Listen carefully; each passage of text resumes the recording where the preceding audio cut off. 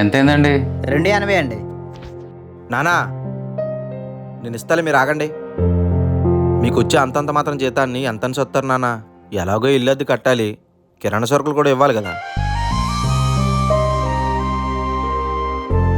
పదండి.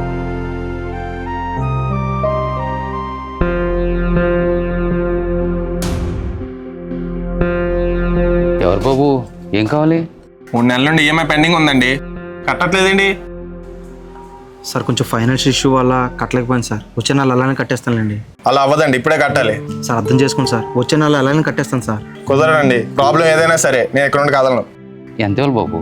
12,600. ఒక్క నిమిషం.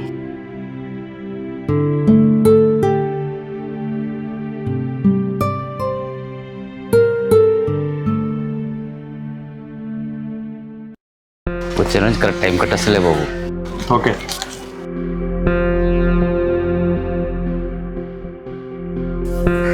ఏంటి నాన్న, ఆ డబ్బులు ఇంటి ఖర్చుల కోసం దాచినవి అవి ఇచ్చేసారేంటి? పర్వాలేదురా, ఇంకా 10 రోజులు ఉంది కదా, సర్దేస్తానులే. రేయ్, సంపాదించినోడు బిర్యానీకి బిల్లు కట్టేస్తే కాదురా, అదే సంపాదన మీద ఇచ్చిన హామీలు తీర్చగలగాలి. సారీ నాన్న. మనం సంపాదించడం స్టార్ట్ చేశాక నాన్న జీతం మన కంటికి కనిపించదు, కానీ ఆ జీతమే మనకున్న ప్రాబ్లమ్స్ని కూడా సాల్వ్ చేయగలదు.